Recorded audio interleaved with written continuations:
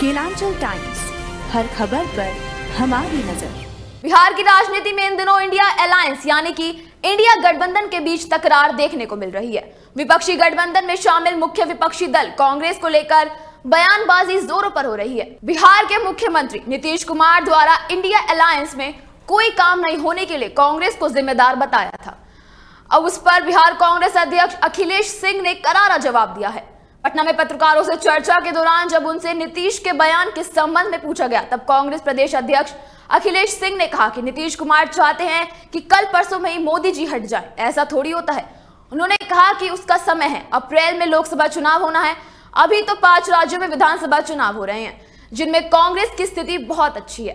कांग्रेस छत्तीसगढ़ और राजस्थान में फिर से सरकार बनाने जा रही है, तो वही मध्य प्रदेश में कांग्रेस आगे है।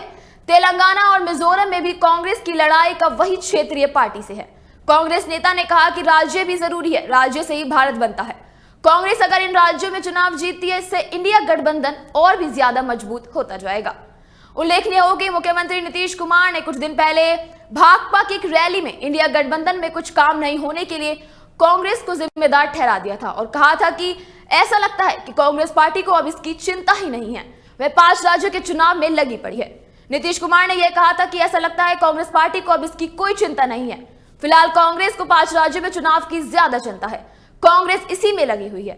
इंडिया गठबंधन और 2024 के चुनाव को लेकर कोई चर्चा ही नहीं हो रही।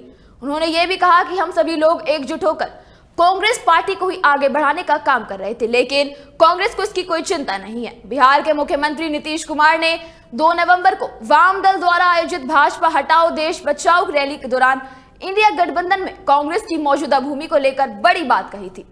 उन्होंने कहा था कि ऐसा लगता है कि कांग्रेस पार्टी को अब अपने गठबंधन की कोई चिंता ही नहीं है। फिलहाल कांग्रेस के 5 राज्यों में चुनाव है, तो उसे में वो लगी पड़ी है।